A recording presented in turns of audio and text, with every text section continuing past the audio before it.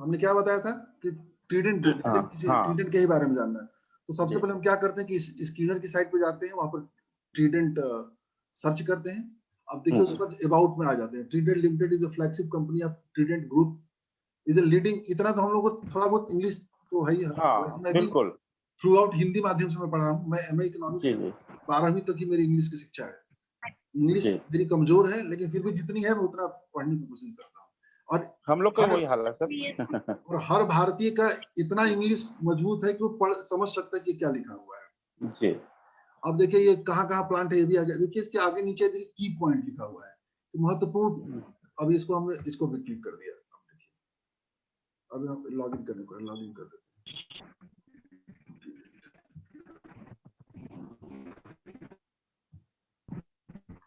अब इसको हमने की पॉइंट खोल दी। अब यहाँ पर देखिए पढ़िए इसके बारे में। मिस हो गई। अब देखिए यार्न 26% रेवेन्यू, यानी जो धागा उसे 26% रेवेन्यू देती है। 100% कॉटन कॉम्ड क्या है, यार्न, सब यार्न, ओपन, तमाम तरह की चीजें जो दिखाओ। फिर देखिए होम टेक्सटाइल 54% रेवेन्यू, देख रहे हैं ना। बिल्कुल। आगे देखिए पेपर से 20% रेवेन्यू आता है। केमिकल में देखिए north India largest chemical commercial and battery grade sulphuric acid, जो बैटरी में पड़ता है वो बनाता है। अब इसके डोमेस्टिक देखिए तमाम तरह की चीजें इसमें आपको मिल जाता है। एक्सपेंशन प्लान क्या है, यानी कंपनी आगे क्या विस्तार करना चाहती है जी। फ्यूचर एक्सपेंशन क्या होता है, डेब्ट रिडक्शन क्या होता है, जो भी चीजें इसकी हैं, एक सामान्य आइडिया हमको स्टूडेंट की साइड से मिल जाता है कि वो कंपनी क्या करती है। एक जैसे ही पता चल गया कंपनी क्या करती है, तो अब हम लोग सतर्क हो जाते हैं, समझ जाते हैं, एक आइडिया बन जाता है कि ये कंपनी कपड़ा के क्षेत्र में काम करती है। हमें अब दिमाग ये लगाते हैं कि कपड़ा सेक्टर आगे बढ़ रहा है कि नहीं बढ़ रहा है, आगे बढ़ सकता है कि नहीं बढ़ सकता है। एक सामान्य लॉजिकल आइडिया होता है, हम इसको लगा सकते हैं। तो पहला चीज तो ये दूसरा चीज हमको पता करते हैं। जैसे ही हमको ये पता चल गया कि ये सेक्टर है, अब यहाँ से देखते हैं, अब ये देखते हैं कि मार्केट कैपिटल क्या है इसका। वो कंपनी लार्ज कैप है कि मिड कैप कंपनी या स्मॉल कैप कैटेगरी की कंपनी।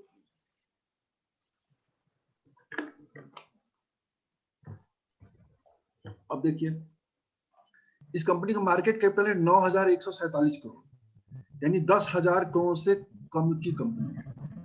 अब इसको जान लीजिए, मार्केट कैपिटल के हिसाब से जो शीर्ष की 100 कंपनियां हैं वो लार्ज कैप में आती है।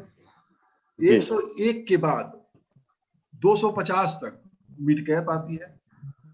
251 से लेकर के अंत तक का स्मॉल कैप आती है। और यदि मार्केट कैपिटल के हिसाब से बात करेंगे तो लगभग जो 28,000 करोड़ के ऊपर की कंपनी होती है वो लार्ज कैप आती है। और 10,000 करोड़ से लेकर के 28,000 करोड़ के मध्य जो कंपनी होती है वो मिड कैप होती है। और 10,000 करोड़ से जो नीचे की कंपनियां होती हैं वो स्मॉल कैप होती है, वर्तमान क्राइटेरिया के अनुसार। वैसे सामान्यतया लोग से बात करेंगे तो लोग कहते हैं कि 10,000 करोड़ के ऊपर की कंपनी लार्ज कैप होती है। लेकिन जैसे जैसे देश का ग्रोथ हो रहा है, जैसे जैसे बिजनेस बढ़ रहा है, जैसे जैसे इकोनॉमी हो रही है, जैसे जैसे इकोनॉमी बढ़े तो कंपनियों की प्रॉफिटेबिलिटी और उसका मार्केट कैपिटल भी बड़ा हो रहा है। तो मार्केट कैपिटल बड़े होने से उसका परिभाषा भी बदलती जा रही है। तो अब ये देखिए 9,147 करोड़ की है, यानी यह कंपनी जो है मिड कैप या स्मॉल कैप सेगमेंट की कंपनी। अब मिड कैप सेगमेंट की कंपनी है मतलब आप जान लीजिए, लार्ज कैप कंपनी होती है तो उस पर रिस्क कम होता है, मिड कैप कंपनी होती है तो रिस्क थोड़ा सा ज्यादा होता है, स्मॉल कैप होती है तो उसका रिस्क बहुत ज्यादा होता है। वैष्णव इसको लगाओ, चार्ज लगाओ वैष्णव।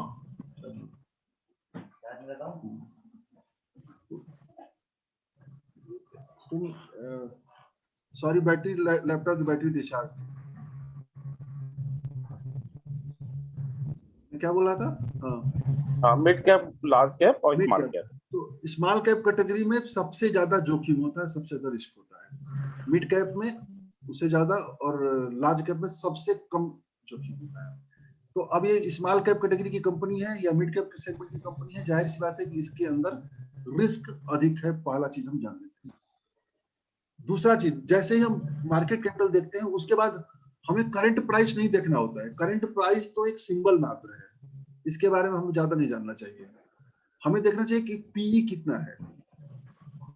जी पीई मतलब प्राइस अर्निंग रेशियो। पीई का जो सामान्य आशय होता है कि हम किसी को 10 रुपया देते हैं, ध्यान दीजिएगा, जी किसी को हम 10 रुपया देते हैं तो उससे हमको 1 साल के अंदर सॉरी गलत बोल दिया, 1 रुपया कमाने के लिए हमको कितना रुपया उसको देना पड़ेगा।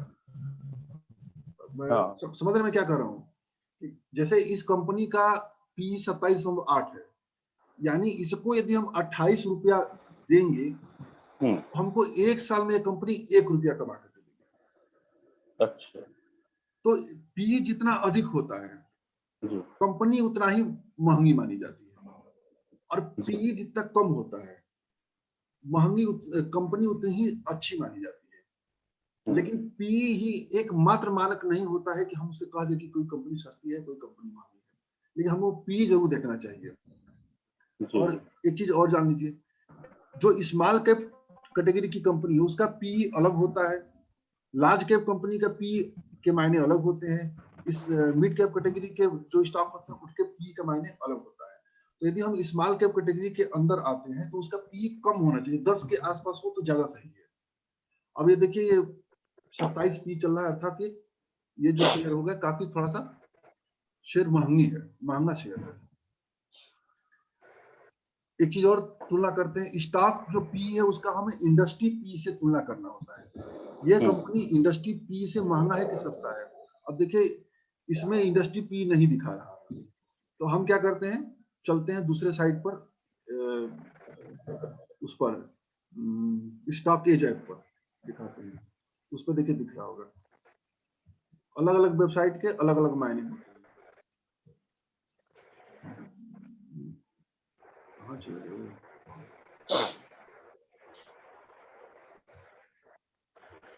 एक मिनट,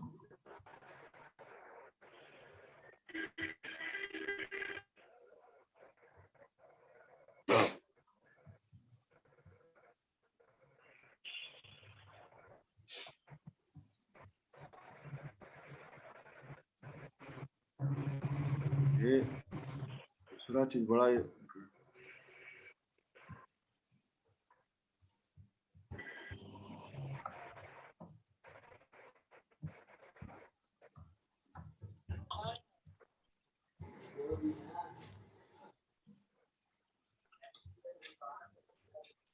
दिख रहा है ना, स्टॉक एज ऐप खुला दिख रहा है ना? हाँ सर दिख रहा है।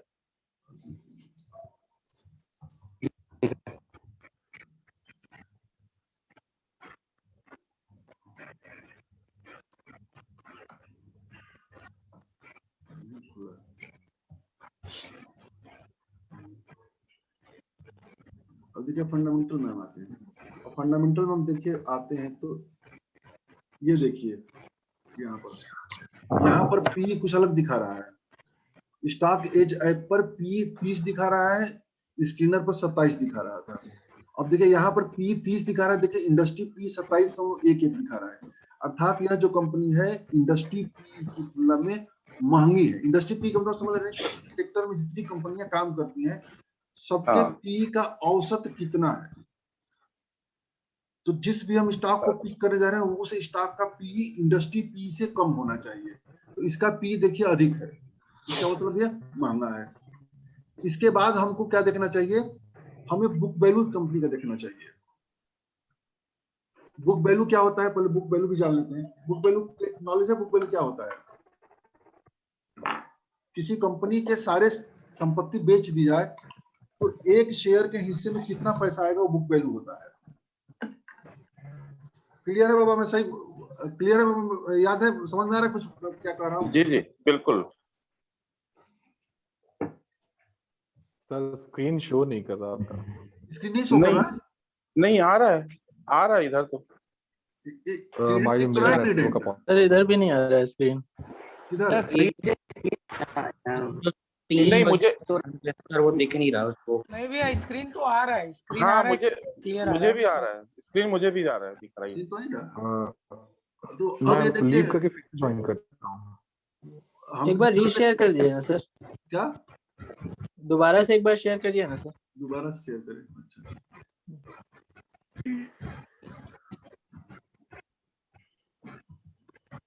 अब दिखा,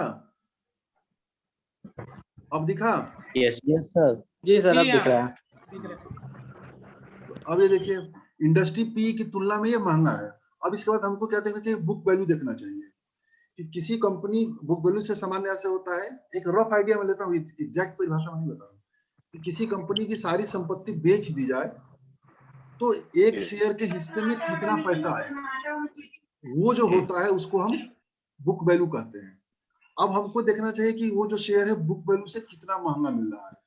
बुक वैल्यू के पास जितना ही पास होता है वो शेयर उतना ही बढ़िया होता है। तो अब देखिए इसका बुक वैल्यू कितना है, 6.53 दिख रहा है ना। जी जी। और ये कितने पे, देखिए price to book value Price to 2.75 चल रहा है। तो ये अभी शेयर सामान्य है, सस्ता है, ठीक है बुक वैल्यू के हिसाब से। लेकिन अब हमको क्या करना चाहिए कि प्राइस और बुक वैल्यू दोनों को मिला के देखना चाहिए। प्राइस, सॉरी प्राइस कह रहे हैं, पीई रेशियो और book value, price to book value दोनों को मिला के देखना चाहिए। अब हमें क्या करना चाहिए कि 27 जो दिख रहा है, सॉरी बार बार गलती बोल दे रहा हूँ, जो स्टॉक का पी दिख रहा है 30 दिख रहा है ना जी। ये, और हाँ, जो 30 प्राइस टू बुक वैल्यू दिख रहा है 2.75। अब दोनों को हमें मल्टीप्लीकेशन कर देना चाहिए। मल्टीप्लीकेशन हाँ। करें, वो 22 के आसपास यदि कंपनी वो आता है तो इसका मतलब शेयर सस्ता है। यदि 22 के ऊपर जा रहा है यानी कि वो शेयर महंगा है। कुछ मैं जो बताऊं क्लियर हुआ आप लोगों को। जी हाँ। पीई इंटू पी हाँ। By B, P PE into P by B. तो जैसे इसका पी जो दिख रहा है, मैं कैलकुलेटर खोल लेता हूँ, इसका पी दिख रहा है 30.05 दिख रहा है, 30.05, 80.63 दिखा रहा है। और प्राइस टू बुक वैल्यू दिख रहा है 2.75। मल्टीप्लिकेशन करते हैं, देखिए ये 82 आ रहा है। इसका मतलब ये शेयर काफी महंगा है।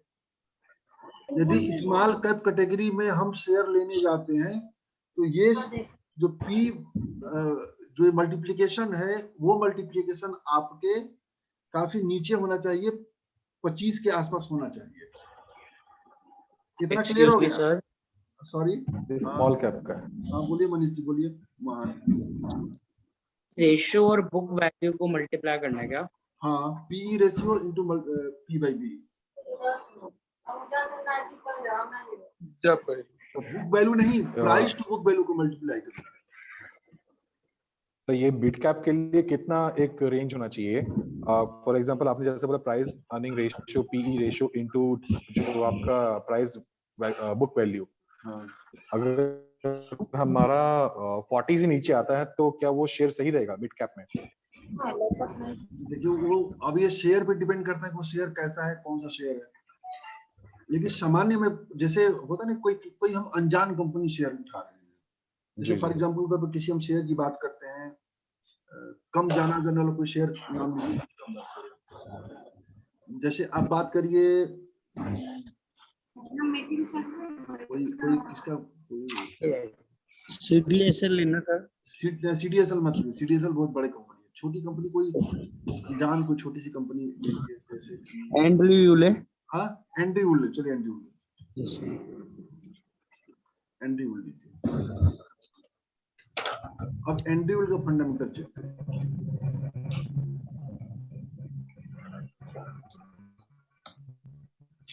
अब ये देखिए इसका पी 42.45 दिखा रहा है। अब मार्केट कैपिटल देखिए इसका 1500 करोड़ भी नहीं है, पी इसका 42 है, इसका मतलब बहुत शेयर महंगा है पी के हिसाब से। अब प्राइस टू बुक वैल्यू देखिए 3.94 है, यानी इसको यदि दोनों को मल्टीप्लिकेशन कर दीजिए तो ये 160 आ जाएगा, बहुत महंगा है।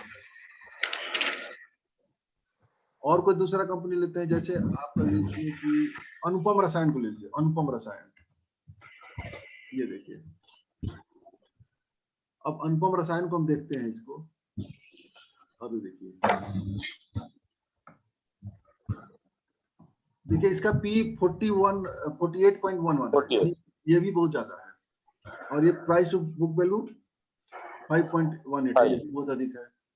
और कोई लेते हैं शिवालिक तो रसायन। ओवरऑल आप ये बोलना चाहते हैं कि अगर हमारा जो पी रेशियो है एंड बुक वैल्यू है, दोनों जो नियर बाय रहेंगे तभी आपका शेयर नीचे रहेगा, या फिर वही सिचुएशन रहेगा कि परचेज करना है? हाँ, सही बोल रहा हूँ सर? जब दोनों का मल्टीप्लिकेशन यदि 22 आता है, ये जी, मान के जी। चलिए कि शेयर फेयर वैल्यू पे है या कम में मिल रहा है, और 22 का ओके। जितना ही अधिक जाएगा वो शेयर उतना जी। ही महंगा है। सर हमें पीई रेशियो प्राइस हाँ, पी क्या पीई को प्राइस वो क्या बोला? हमें हमने बोला सर, हम बोला सर कि इंडस्ट्री पी को प्राइस टू बुक वैल्यू से मल्टीप्लाई करना है या पीई रेशियो को प्राइस स्टॉक का पी और पी बाई बी दोनों को मल्टीप्लाई करना है। ये तब के हालत में हमको यूज करना है यदि वो कंपनी बिल्कुल अनजानी सी कंपनी, नई कंपनी है जिसको हम कंपनी को जानते नहीं, उसके लिए यूज करना है। अब आप उस फार्मूले को हिंदुस्तान यूनिलीवर पे लागू करेंगे तो नहीं लागू होगा, उसको आप निफ्टी की कंपनी में निफ्टी नेक्स्ट पे लागू करेंगे तो नहीं होगा। वो एक बिल्कुल अनजान कंपनी हो जिसके बारे में बहुत कम, जैसे आप देखें एक गैब्रियल इंडिया है। गैब्रियल इंडिया का नाम किसने किसने सुना है? ये गैब्रियल इंडिया देखिए, ओहो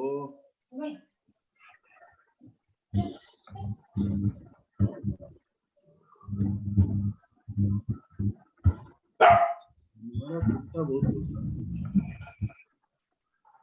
अब ये देखिए गैब्रियल इंडिया को, इसका देखिए पी प्राइस 30 दिखा रहा है और पी बाई बी देखिए 2.64 दिखा रहा है। दोनों का मल्टीप्लिकेशन करेंगे तो 60 आ जाएगा, यानी ये भी महंगा है, ज्यादा आएगा 80 है। मेरा ही कहना है कि ये हर जगह लागू नहीं होता है, लेकिन इसको लागू करेंगे आप तो सस्ते शेयर चुन पाएंगे। Sir Aarvee sorry Aarvee Aarvee spelling AR double ARVI। Double A yes sir RVI। RVI ये यस सर। ये देखिए आप, मुझे लग रहा है कि ये शेयर अपनी, ये देखिए ये बढ़िया आपने शेयर चुना है। अब आगे की बात हम इसी स्टॉक पे बात करते हैं, ठीक है ना?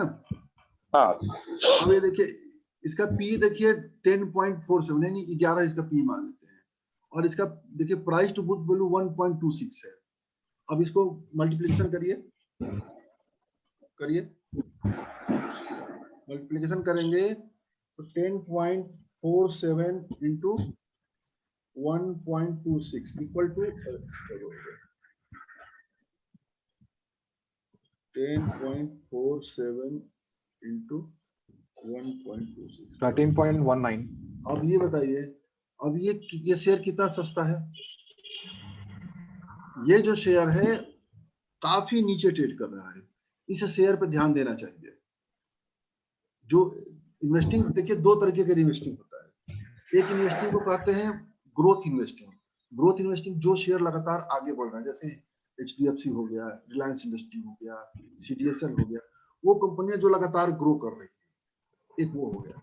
दूसरा होता है सिक्लिकल टाइप का, जो कभी कभार मौसम अनुसार स्टॉक बढ़ते घटते हैं। एक कहते हैं वैल्यू इन्वेस्टिंग। वैल्यू इन्वेस्टिंग मतलब वो होता है कि कहाँ हम पैसा लगाएं, जो शेयर नीचे ट्रेड कर रहा हो कि आने वाले समय में 2-3 साल के अंदर अंदर मल्टीबैगर रिटर्न दे, उसके लिए यह फार्मूला इस्तेमाल करते हैं, इसको वैल्यू इन्वेस्टिंग कहते हैं।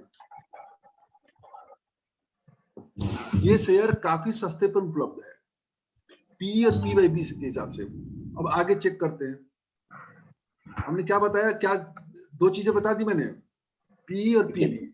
इसके बाद हमको ये देखना चाहिए कि वो शेयर डिविडेंड देती है कि नहीं डिविडेंड देती है। तो ये देखिए आरबी जो इनकॉन है ये 2.2% के आसपास डिविडेंड देती है, यानी ये कंपनी डिविडेंड भी देती है, उस हिसाब से कंपनी अच्छी कंपनी है। ये सेक्टर क्या है, इसका सेक्टर जरा देख लेते हैं। मिसलेनियस क्या करती है भाई, कभी आपने चेक किया इसके? सर ये एक्चुअली क्या बोलते हैं, हायरिंग के लिए, जहां तक मुझे याद है, मैं बिल्कुल श्योर नहीं हूँ, लेकिन ये जो क्या बोलते हैं मैन पावर उसके लिए स्टाफिंग क्या सॉल्यूशन, आउटसोर्सिंग पे काम करती है? आउटसोर्सिंग, जैसे आपको किसी की संस्था को चाहिए 100 लोग काम कर, तो इनको आउटसोर्स कर दिया। वो लोग 100 लोग कैसे भी लोग हों, इंजीनियर हो, वकील हो, उस तरह के लोग ये प्रोवाइड करेंगे उस कंपनी। तो नई कंपनी है बिल्कुल। ये बिजनेस मॉडल भी बहुत नया है। ये जैसे कंसल्टेंसी का काम करती है भैया। Consultancy, correct. लेकिन ये लोग मैन पावर प्रोवाइड करेंगे आपको, ये देखिए क्या देखिए आपको जाके लोगों को खोजने की जरूरत नहीं है। हाँ, ये जैसे आपको रैंड मैन पावर, स्टैंड है मफई, जैसे रैंड स्टैंड मैन मफई। Power supply, correct. सी हाँ, staffing and man power supply. Company तो अच्छी है बिल्कुल। ये अच्छा सेक्टर भी अच्छा है, क्योंकि अब लोग हम्म। बढ़ रहे हैं, लोगों को और सर वर्क फ्रॉम होम का जमाना है, तो कोई ये नहीं चाहेगा कि मैं, और कभी भी लॉकडाउन लग सकता है, कोई ओवरहेड नहीं चाहेगा, चाहेगा कि मुझे ऐसे लोग मिले जिनको मैं तुरंत निकाल भी सकूं, मुझ पे कोई बर्डन ना है। कि काम हुआ, एक प्रोजेक्ट है, उस प्रोजेक्ट के लिए मुझे अगर अपनी कंपनी में हायर करना पड़े लोगों को, तो वो ज्यादा खर्चीला होगा, रादर देन एक आउटसोर्स करके जैसे प्रोजेक्ट खत्म हुआ, वो सारे लोग फिर मेरी जिम्मेदारी नहीं है कि मैं उन्हें जॉब प्रोवाइड करूं। सर एक क्वेश्चन है मेरा इसी आरवी को लेके, क्या ये आउटसोर्सिंग सेंट्रल गवर्नमेंट को देती है क्या? फॉर एग्जांपल सेंट्रल गवर्नमेंट की तरफ से कोई अगर प्रोजेक्ट आ रहा है किसी भी फार्मेसी को लेके या फिर किसी भी कोविड को लेके, तो उसको आउटसोर्सिंग देती है क्या? अगर सेंट्रल गवर्नमेंट के प्रोजेक्ट के ऊपर वो आउटसोर्सिंग दे रही है, तो ये शेयर बहुत वैल्यूबल है। देखना पड़ेगा। अब ये देखिए दूसरी चीज की, अब देखिए इस कंपनी जो मार्केट कैपिटल मात्र 109 करोड़ की कंपनी है, तो भाई साहब 109 करोड़ कंपनी पर सतर्क हो जाना चाहिए। माइक्रो कैप कंपनी से भी छोटी कंपनी है। मेरा अपना मानना है कि किसी भी कंपनी में हाथ तभी डालिए जब उसका मार्केट कैपिटल कम से कम 1000 करोड़ या 500 करोड़ का नीचे, 500 करोड़ से नीचे नहीं होनी चाहिए। अब ये 100 करोड़ की कंपनी है। अब सोचते हैं कितनी कंपनी छोटी कंपनी है ये। मैं जो कह रहा हूँ आप समझ रहे हैं कि नहीं? हाँ सर जी। अब एक चीज हमने ये देख लिया, अब इसके बाद हम इसका रेशियो देखते हैं, रिटर्न रेशियो क्या है। सबसे पहले आरओई हमको चेक करना चाहिए। जिस भी स्टॉक को हम लेते हैं कि आरओई कम से कम 10% के नीचे, सॉरी 15% से नीचे ना हो। अब देखिए इस स्टॉक का आरओई देखिए 13 चल रहा है। पिछले 2019 में 13 है, 2020 में 9 है, 2018 में आप देखेंगे तो 15 है, 2017 में 16 है। यानी इसका जो आरओई है देखिए स्टेबल नहीं है। ध्यान दीजिएगा मैं क्या कह रहा हूं। आरओई क्या होता है? आरओई पता होगा ना, जो कंपनी इन्वेस्टमेंट करती है उस पर कितना रिटर्न लेके आती है। फिर देखिए दूसरा हम आरओसी देखते हैं। 12 देखिए इसका 2016 में 12 है, 17 में 19 है, 18 है, 16 है, 10 है। यानी आरओसी और आरओई दोनों कम से कम 15% होना चाहिए, तभी आप उस शेयर में हाथ डालिए। वो आपको पैसा बना के देगी। यदि 15 के नीचे है तो आप उस शेयर को हटा दीजिए निगाह से। अब इसका 10 चल रहा है, मेरे विचार से इसको हटा दीजिए। हालांकि ऐसा भी हो सकता हो कि हम मतलब ये कंपनी ज्यादा ग्रोथ कर जाए पैसा देते हुए, लेकिन सुरक्षा के पॉइंट ऑफ व्यू से जिस कंपनी का आरओई आरओसी कम से कम 15% तो उसी में हाथ डालिए, नहीं तो छोड़ दीजिए उसको। अब आप देखिए रिटर्न ऑन एसेट, देखिए रिटर्न ऑन एसेट देखिए इसका 6.41 चल रहा है। ये भी कम से कम 10% के आसपास होना चाहिए। जब हम ये मानक लेके चलेंगे ना तो हम अच्छी कंपनियों में इन्वेस्टमेंट करेंगे। रिटर्न रेशियोज के बाद हम दूसरा देखते हैं, डेब्ट इक्विटी रेशियो देखते हैं। यहीं से देखिए सॉल्वेंसी रिपोर्ट में जाएंगे, ये देखिए डेब्ट इक्विटी रेशियो तो कम है, 0.12% है। ये उस मामले में सही कंपनी है ये। और इसके बाद हमें क्या देखना चाहिए, क्योंकि हम एक रफ आइडिया बता रहे हैं कि हमको क्या क्या देखने चाहिए। और उसके बाद हमें प्रमोटर होल्डिंग देखिए, शेयर होल्डिंग पैटर्न देखिए कितना है। शेयर होल्डिंग पैटर्न कम से कम 50% के ऊपर होना चाहिए। तो अब देखिए इसका 73 चल रहा है, इसका मतलब है शेयर होल्डिंग पैटर्न अच्छा है। होल्डिंग देखिए प्लेस तो नहीं है कोई इसमें।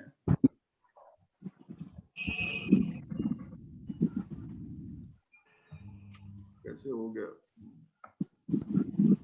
अब देखिए इसमें शेयर भी प्लेज कम है। इसका मतलब ये कंपनी केवल आरओसी और आरओई के मामले में खराब है, बाकी अन्य चीजों में कंपनी अच्छी है। तो इस कंपनी को हम लोग वॉच लिस्ट में रख सकते हैं और आने वाले समय में इन्वेस्टमेंट करना चाहे तो इन्वेस्टमेंट भी कर सकते हैं। अब हम इसी कंपनी को देखने के लिए चलते हैं स्क्रीनर की साइट पर।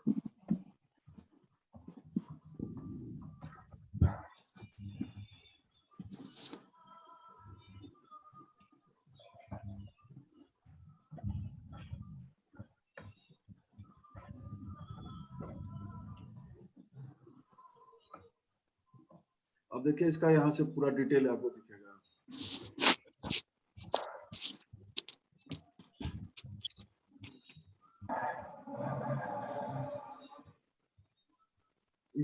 एक हम रफ आइडिया इसका प्रॉफिट सेल देख लेते हैं। अब देखिए इसका 2013 में यह कंपनी 80 करोड़ का सेल्स करती थी, 99 करोड़ 14 में, 15 में 115, 110, 153, 173, 206, 218, 202, यानी पिछले 8 सालों में यह कंपनी अपनी ग्रोथ जो है 80 से इसने 202 करोड़ किया है। ठीक है ना? तो देखा जाए तो ग्रोथ ठीक ही ठाक है, लेकिन थोड़ा सा और तेज बढ़ता तो कम से कम 5 साल में 2 गुना 3 गुना तो हो ही जाना चाहिए। 2018 में इसको 2 गुना हो जाना चाहिए, 2018 में 2 गुना इसने कर दिया है।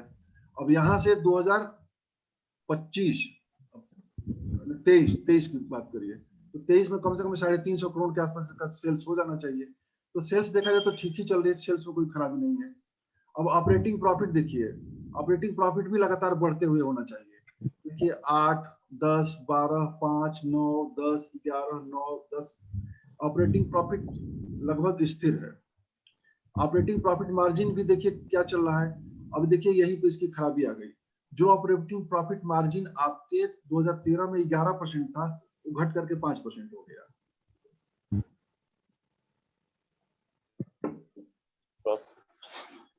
तो कंपनी अच्छी है, मुझे तो नहीं लग रहा कि अच्छी कंपनी है। क्यों भाई साहब? नेट प्रॉफिट देखिए, नेट प्रॉफिट तो 2013 में 4 करोड़, 5 करोड़, 6 करोड़, 3 करोड़, 5 करोड़, फिर 8 करोड़, 9 करोड़, 7 करोड़, 10 करोड़।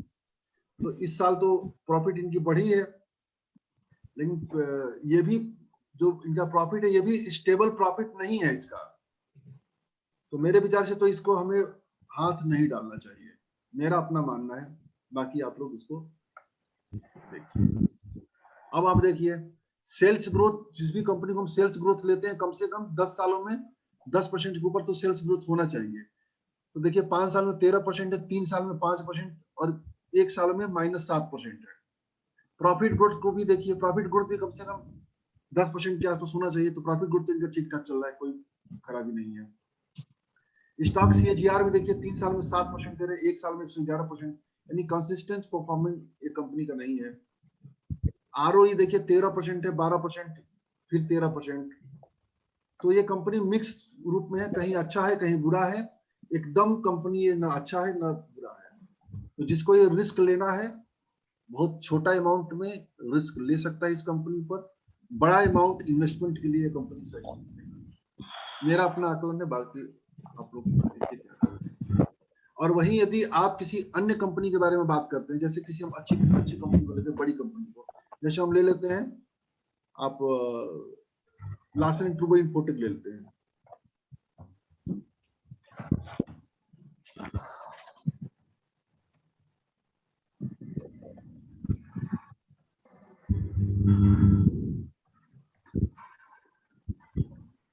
नहीं आ रहा, क्यों नहीं आ रहा भाई? स्पेलिंग LAR होता है ना।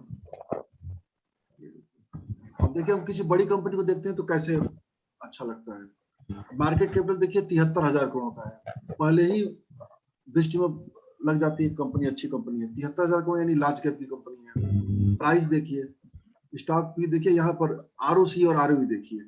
इसका ROC 37 है, ROE 20 है। कहाँ वो जो ROE को हम देख रहे थे, कहाँ ROC ROE कितना था? 10 और 13 था। इसका कहाँ 37 और 30 है। और देखिए किसी अन्य कंपनी को देखते हैं, जैसे माइंड, कौन सी कंपनी देखा जाए, जैसे अब टाइटन देख लीजिए, टाइटन और टाइटन का देखिए तो ROC 13 चल रहा है, ROC 13.6 चल रहा है। और देखिए इसका मार्केट कैपिटल 1,51 करोड़, 1.5 लाख करोड़ की कंपनी है। और किसी कंपनी को देखते हैं,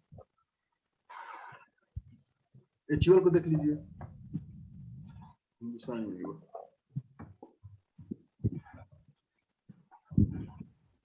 अब इसको देखिए 5,67,000 करोड़ की कंपनी है। इसको देखिए ROC 39 है, ROE 29 है। तो जिस भी कंपनी का ROC ROE जितना ही अधिक होता है वो कंपनी उतनी ही अच्छी होती है। यदि ROC ROE कम है तो उस कंपनी को निकाल दीजिए, मत उस पर ध्यान दीजिए। सुजलान एनर्जी के बारे में पूछ रहे थे,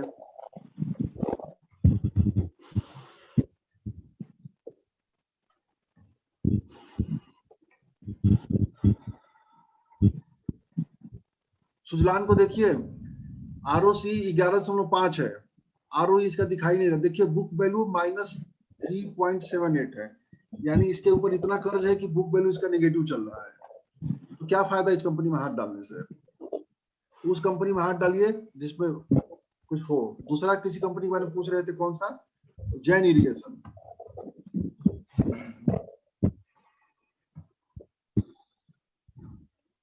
और जैन इरिगेशन को देखिए ROC 1.15 है और ROE -12% है। तो क्या फायदा इस कंपनी में निवेश करने से? सर एडरवाइज में चेक HDFC को देख लीजिए, हाँ, HDFC को देख लीजिए एक बार। HDFC कौन? अरे HDFC तो फाइनेंस का तो दूसरा चक्कर हो जाता है ना। फाइनेंस को आप इससे तुलना नहीं कर सकते। फिर भी देख लीजिए आप HDFC को। देखिए HDFC बैंक को देख लीजिए, ROE 16.5 है, ROC 6। फाइनेंस सेक्टर का कुछ दूसरा मामला हो जाता है। कोई दूसरे किसी शेयर को बोलिए। ITC sir. ITC देख लीजिए, ITC देखिए ROC 28.5 है, ROE 21 है, बहुत बेहतरीन है। तो हम लोग क्या करें, जब भी कोई शेयर खरीदने चलते हैं तो प्रथम दृष्टया यानी शुरू में कुछ हमको चीजें देख लेनी चाहिए। सेक्टर कौन सा है, रिटर्न रेशियो कितना है, कर्ज कितना है, कंपनी पिछले कुछ सालों में बढ़ रही है कि नहीं बढ़ रही है। और इसके बाद हमको टेक्निकल भी देखना चाहिए। जैसे अब ITC है ये,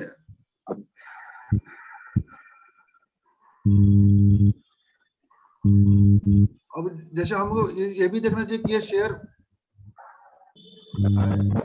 तो जैसे हमको क्या करना चाहिए, इसी चलते इसकी स्टॉक एज है ऊपर।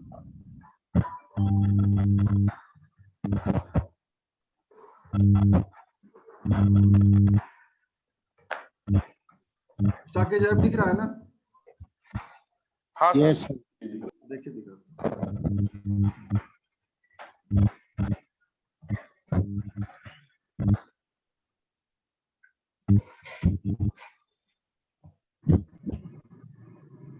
अब देखिए इसका टेक्निकल हम देखते हैं, यहाँ से रिटर्न पीछे का कितना है।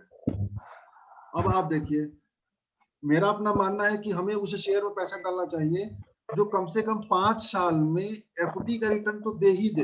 यदि FD का रिटर्न नहीं देता है तो छोड़ दीजिए उस शेयर को। अब इस ITC को देखिए तो 5 साल में इसने निगेटिव रिटर्न दिया -17%। मत हाथ डालिए, कम से कम 50% 5 साल में रिटर्न देना चाहिए। यदि नहीं देता है तो छोड़ दीजिए।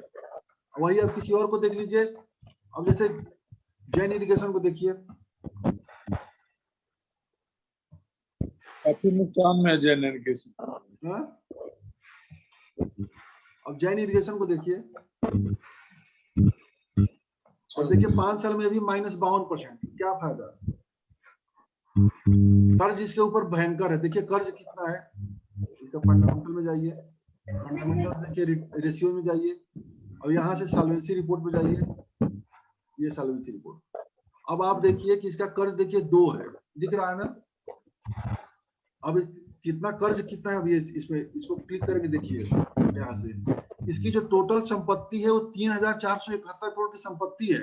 इसके ऊपर कर्जा 6,936 है, डबल कर्जा है इसके ऊपर। अब आप बताइए कि हम 1 लाख रुपया पेमेंट पा रहे हैं और 2 लाख रुपए का हम कर्ज लेकर बैठे हैं। क्या ये संभव है कि हम कुछ कर पाएंगे? बिल्कुल नहीं। कर्ज वाली कंपनी कभी नहीं बढ़ेगी। कर्ज वाली कंपनी को निगाह से उतार दीजिए, कभी निगाह मत रखिए। कम से कम किसी भी कंपनी का डेब्ट इक्विटी रेशियो आधे से कम हो, 0.5% से नीचे हो, तभी हाथ डालिए। और किसी कंपनी का लेते हैं, जैसे आरबी का ही देखते हैं, आरबी का कितना डेब्ट इक्विटी रेशियो होता है, ये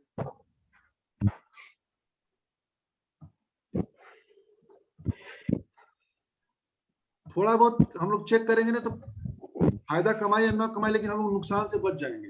देखिए आरबी को देखिए आप, 76 करोड़ की इसकी संपत्ति है, 8 करोड़ यानी लगभग 9 करोड़ का इसके ऊपर कर्जा है, कुछ भी नहीं है ना। तो बहुत अच्छी कंपनी डेब्ट इक्विटी रेशियो के मामले में।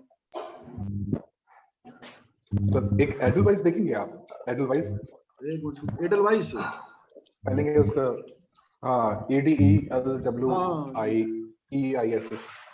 ये भी ये फाइनेंशियल सर्विसेज कंपनी है ना।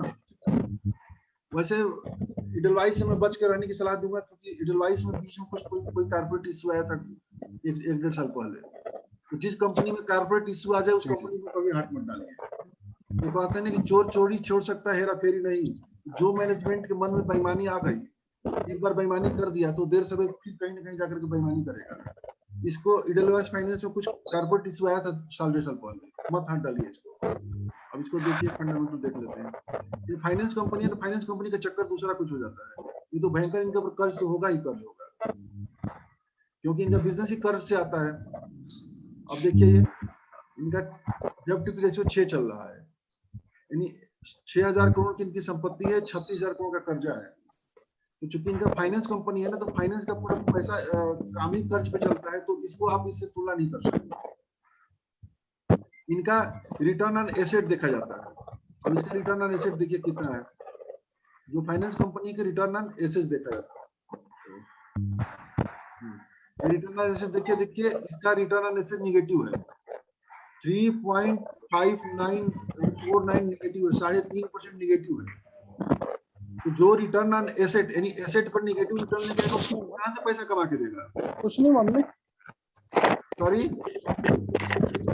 अब आप वही बजाज फाइनेंस का देखिए, बजाज फाइनेंस का देखिए रिटर्न ऑन एसेट कितना है।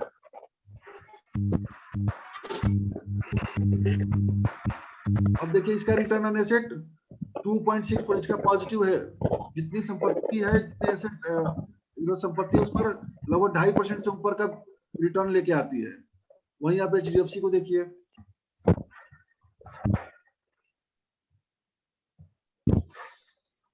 इसको देखिए, ये देखिए ये 1.74% है, यानी रिटर्न ऑन एसेट इनका पॉजिटिव होना चाहिए, 1 से अधिक होना चाहिए, तब उसमें हाथ डालिए फाइनेंस वाली कंपनी को। समझ में आ रहा है मैं क्या कर रहा हूँ? हाँ सर। जी जी जी बिल्कुल। तो किसी भी कंपनी में हाथ डालने से पहले 4-5 चीजें जरूर देखिए। कंपनी किस सेक्टर में काम करती है, नंबर 1 चीज उसको स्टार्ट से।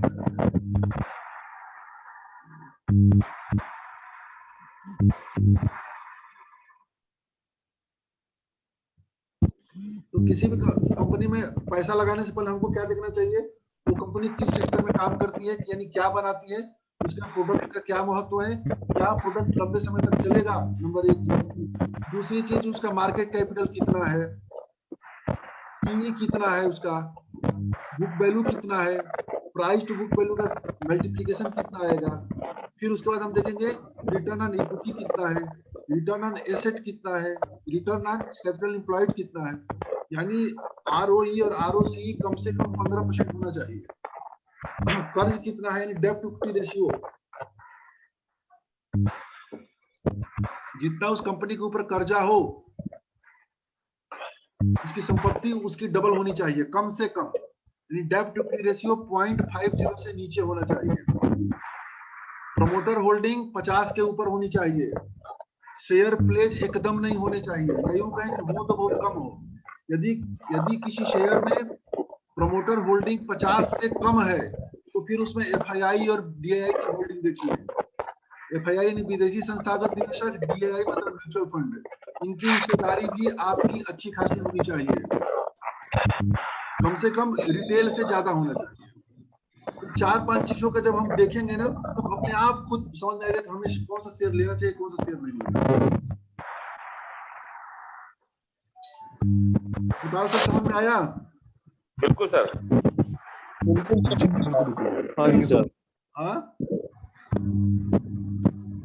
यही 4-5 बीच में खातर ये क्या चीज बीच में खातर समझ में आ जाएगा।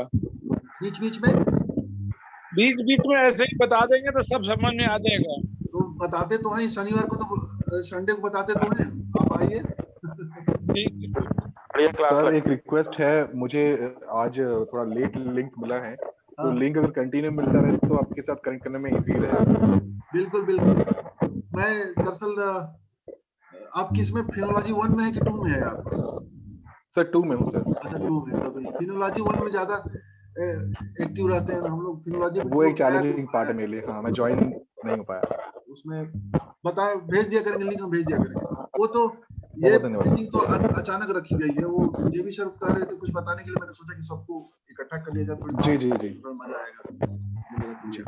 अच्छा भैया, गूगल ऐप गूगल मीट पे कनेक्ट नहीं करते हैं ना? मैं गूगल मीट पे कनेक्ट करूंगा। वैसे ठीक मेरे है। पास और जैसे जूम का लाइसेंस वर्जन है, तो मैं जूम ही यूज करूंगा। जी सर एक मैं क्वेश्चन पूछना चाहूंगा, अगर आप बताएंगे तो। हाँ बिल्कुल। सर एक क्वेश्चन है, जो न्यू आईपीओ अभी लॉन्च हो रहा है तत्व चिंतन के ऊपर, तो आपका कुछ रिव्यू है, आपका कुछ राय है इसके ऊपर कि आईपीओ सही फायदे में चलेगा या फिर आगे क्या है? ये मैंने जो रिव्यू किया मुझे लगता है कि सही है। आपका एक बार मैं स्टेटमेंट चेक करना चाहूंगा, आप बोलना चाहते हैं इसके ऊपर? देखिए जोमेटो तो आईपीओ बहुत अच्छा आईपीओ है, सभी लोग पैसा लगा रहे हैं। आने वाले समय का ये मल्टी बैगर सेक्टर है। आप देखिए अभी रामदेव अग्रवाल का एक इंटरव्यू आप लोग पढ़िएगा, यूट्यूब पे मिला होगा, जिसमें 0 से 1000 करोड़ का उन्होंने एक दिया हुआ। उसमें उन्होंने कुछ ऐसे सेक्टर्स के बारे में चर्चा किया था कि वो कौन से सेक्टर है जो आने वाले समय में पैसा बनाएंगे। 2-3 साल पहले का इंटरव्यू है, उसमें उन्होंने कहा था कि एएमसी सेक्टर जो है अभी खुला नहीं है, खुल रहा है, इसमें पैसा बनेगा। एएमसी सेक्टर मतलब कौन? Life insurance sector, mutual fund industry, फिर आपके क्रेडिट कार्ड का सेक्टर उन्होंने बताया। क्रेडिट कार्ड के बाद ये जनरल इंश्योरेंस, लाइफ इंश्योरेंस, इस पूरे सेक्टर को बताया था कि वो वेल्थ क्रिएटर होगा। फिर उसी में आगे वो जोड़ते हैं कि आने वाले समय में जो डिजिटल प्लेटफॉर्म आ रहा है वो ह्यूज वेल्थ क्रिएट करेगा। तो अभी ये जो प्लेटफॉर्म है अभी खुला नहीं है इन्वेस्टमेंट के लिए, धीरे धीरे करके खुल रहा है। तो जोमेटो निसंदेह आपको अच्छा पैसा बना के देगा, बहुत बढ़िया पैसा बना के देगा। मेरे पास बहुत पहले से ही उसका जुबिलेंट फूड का शेयर मेरे पास रखा हुआ है, काफी लगभग 2-3 साल हो गए जुबिलेंट फूड का शेयर। बहुत जहां से मैंने लिया ट्रिपल से भी ज्यादा बढ़ा। तत्व चिंतन के बारे में क्या है आपका? तत्व चिंतन ये मुझे नहीं, इस कंपनी के बारे में नहीं जानता। वो भी न्यू एक आईपीओ है, इसके बारे में पूछ रहा हूं। अब देखना पड़ेगा, देखूंगा तब मैं बताऊंगा। जी। सभी आईपीओ लेने के बारे में नहीं होते, काफी कुछ ही अच्छे आईपीओ रिव्यूज होते हैं लेने लायक। तो जिसके बिजनेस अच्छे होते हैं लीजिए। और आईपीओ तो इस समय मार्केट में चूंकि फ्लो बहुत अच्छा खासा है, पैसा बहुत आ रहा है, इसलिए जो भी आईपीओ आएगा वो लिस्टिंग गेन तो मिल रहा ही, तो ले सकते हैं, लीजिए। भैया ये आईपीएल का आईपीओ था मेरे पास, तो इसको निकाल दे क्या अभी इधर के? आईपीओ इसका आईपीएल का आईपीओ के बाद सब्सक्राइब हुआ था ना, 296 पे लिस्टेड हुआ था, तो इसको क्या निकाल दे क्या? अभी देखता हूँ, उसको देखना पड़ेगा। वो तत्व चिंतन, एक मिनट, यह तत्व चिंतन पूछा, तत्व चिंतन हमें जानकारी नहीं।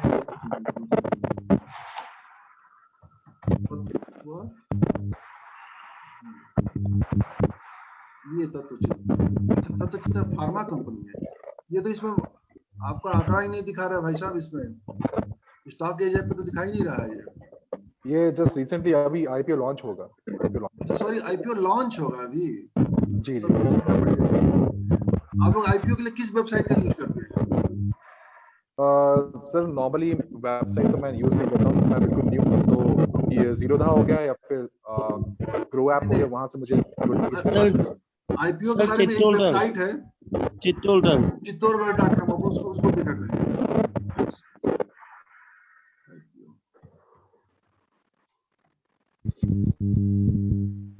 इसमें सर, इसमें 80 घंटे जानकारी होती है। ये देखिए खुल गया है, चित्र वगैरह दिख रहा है आपको।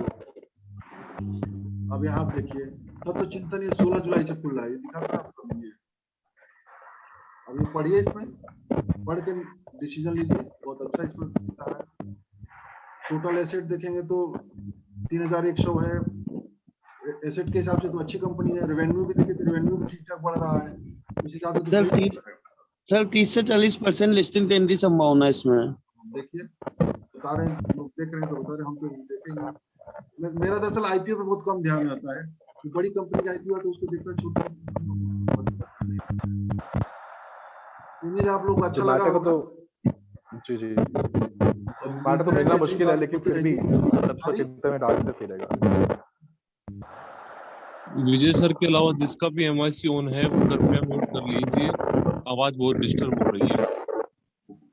का है इन्हीं का है, मुझे लग रहा है। तो यही है, बस यही बताने के लिए मैंने जूम रखा था कि क्या क्या कंपनियों का चेक किया जाए। Okay, thank you. जो भी आप लोग इन्वेस्टमेंट करिए, शेयर को देख करके करिए, बगैर जाने बगैर सोचे समझे मत पैसा लगाइए। ये पैसा आपका है, पसीने की कमाई है, इसको अच्छी कंपनियों में निवेश करिए तभी पैसा बनेगा। रिस्क लेंगे तो कोई फायदा नहीं है, अच्छे से देखिए। तो आज के लिए इतना ही, फिर आगे बात होगी। रिकॉर्डिंग ग्रुप में डाल दीजिएगा सर। बिल्कुल बिल्कुल सर दोनों ग्रुप में डाल दीजिएगा। धन्यवाद, बहुत बहुत धन्यवाद।